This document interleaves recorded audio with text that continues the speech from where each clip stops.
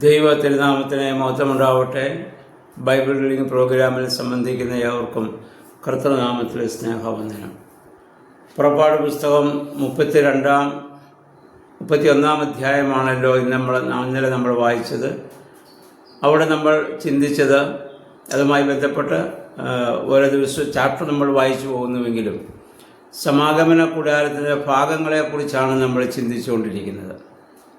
ഇന്നലെ നമ്മൾ ആ നിലവിളക്കിനെ കുറിച്ചായിരുന്നു നമ്മൾ ചിന്തിച്ചു വന്നത്. ഇന്ന് നമ്മൾ അതുമായി ബന്ധപ്പെട്ട് ചിന്തിക്കുന്നത് താമരത്തൊട്ടിയെക്കുറിച്ചാണ്. കൂടാരത്തിൻ്റെ മുൻപിൽ സ്ഥാപിച്ചിരുന്ന വൃത്താകാരതയിലുള്ള ഒരു വലിയ പാത്രമായിരുന്നത്. അതിൽ വെള്ളം എപ്പോഴും നിറച്ചു വെച്ചിരുന്നു. ഇസ്രായേൽ സ്ത്രീകൾ ഓടുകൊണ്ട് മിനുക്കിയെടുത്ത കണ്ണാടി പോലെയുള്ള ഒരു പാത്രമായിരുന്നത്. അതിൽ വെള്ളമൊഴിക്കുമ്പോൾ യാഗമർപ്പിക്കാൻ വരുന്ന പുരോഹിതന് തന്നെ മുന്നിൽ വരുമ്പോൾ അവരുടെ മുഖവും ശരീരമൊക്കെ അവർക്കതിൽ കാണാൻ പറ്റും. അപ്പോൾ അതിലുള്ളതായ അഴുക്കുകളെ ചെളികളെ ഒക്കെ കഴുകിക്കളഞ്ഞിട്ട് അവർക്ക് ആ യാഗത്തിന് പ്രവേശിക്കുവാൻ തക്കവണ്ണം അത് സാധിക്കും.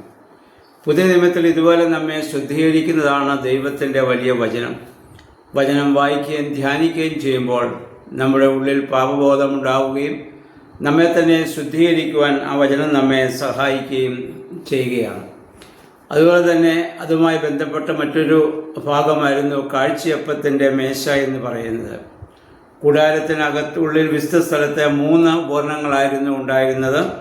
വടക്കുവശത്തെ കാഴ്ചയപ്പത്തിൻ്റെ മേശയും തെക്കുവശത്തെ നിലവിളക്കും പടിഞ്ഞാറ് ധൂപപീഠവും വെച്ചിരുന്നു. പൊന്നുകൊണ്ടുള്ള മേശയിൽ ഇസ്രായേൽ 12 ഗോത്രപിതാക്കന്മാരെ സൂചിപ്പിച്ചുകൊണ്ട് 12 അപ്പമാണ് അവരവിടെ വെച്ചിരുന്നത്. എന്നാൽ പുതിയ നിയമത്തിൽ നമ്മൾ വിശുദ്ധ കുർബാനയിൽ ഒരപ്പമാണ് നമ്മൾ ഉപയോഗിക്കുന്നത്. കാരണം പഴയ നിയമത്തിൽ അവർക്ക് ഇതുപോലെ ഒന്നായി തീരുവാൻ ഒരിക്കലും സാധിച്ചിരുന്നില്ല. എന്നാൽ പുതിയ നിയമത്തിൽ എത്ര വിശ്വാസികൾ ഒന്നിച്ചു കൂടിയാലും നമ്മൾ ഒരപ്പമാണ് യാഗമായിട്ട് അർപ്പിക്കുക. ആ അപ്പം നമ്മുടെ കർത്താവായ യേശു ക്രിസ്തുവാണ്. അവൻ്റെ ശരീരത്തിൻ്റെ ഭാഗങ്ങളാണ് നമ്മൾ ഓരോരുത്തരും. ഒരേ അപ്പത്തിൻ്റെ അംശികളായി നമ്മളിത് ഭക്ഷിച്ച് പിരിയുമ്പോൾ നമ്മൾ തമ്മിലുള്ള ഐക്യവും കർത്താവിനോടുള്ള വലിയ ബന്ധവും നമ്മൾ പ്രഖ്യാപിക്കുകയാണ്. ഇപ്പോൾ പഴയ നിയമവും പുതിയ നിയമവും തമ്മിലുള്ള വ്യത്യാസം കൂടി നമ്മൾ ഓർത്തിരിക്കേണ്ടതാണ്. പഴയ നിയമകാലത്ത് ഇത് ഭക്ഷിക്കുവാൻ അവകാശമുള്ളത് പുരോഹിതന്മാർക്ക് മാത്രമായിരുന്നു. മറ്റാർക്കും ഈ കാഴ്ചയപ്പം ഭക്ഷിക്കുവാനുള്ള അവകാശമില്ലായിരുന്നു. എന്നാൽ പുതിയ നിയമത്തിൽ എല്ലാ വിശ്വാസികളും ഈ അപ്പം ഭക്ഷിക്കുകയാണ്. കാരണം പഴയ നിയമത്തിൽ പുരോഹിതനും ദൈവവുമായിട്ടാണ് ബന്ധം, ജനവുമായി പലപ്പോഴും നേരിട്ടുള്ള ബന്ധമില്ല. എന്നാൽ പുതിയ നിയമത്തിൽ നമ്മൾ സ്നാനം മുഖാന്തരം കർത്താവിനോട് സംയോജിച്ചപ്പോൾ യേശുക്രിസ്തു നമ്മളുമായി വളരെ വ്യക്തിപരമായ ഒരു ബന്ധത്തിലേക്ക് നമ്മൾ വരികയാണ്. മാത്രമല്ല പുതിയ നിയമത്തിൽ നമുക്കറിയാം ഓരോ വിശ്വാസിയും പുരോഹിതന്മാരാണ്. സ്നാനമേറ്റ് ക്രിസ്തുവിനോട് നമ്മൾ ചേരുമ്പോൾ സ്ത്രീ പുരുഷ ഭേദമന്യേ നമ്മളെല്ലാവരും കർത്താവിൻ്റെ ആ പൗരോഹിത്യത്തിന് പങ്കുവഹിക്കുകയാണ്. 1 പത്രോസ് 2:9 പത്രോസ്ലീഹ നമ്മളെ ഓർമ്മപ്പെടുത്തിയിട്ടുണ്ടല്ലോ. നിങ്ങളോ അന്ധകാരത്തിൽ നിന്ന് തൻ്റെ അത്ഭുത പ്രകാശത്തിലേക്ക് വിളിച്ചവൻ്റെ സൽഗുണങ്ങളെ ഘോഷിപ്പാൻ തക്കവണ്ണം തിരഞ്ഞെടുക്കപ്പെട്ട ജാതിയും രാജകീയ പുരോഹിത വർഗവും വിശുദ്ധ വംശവും സ്വന്തം ജനവുമാകുന്നു.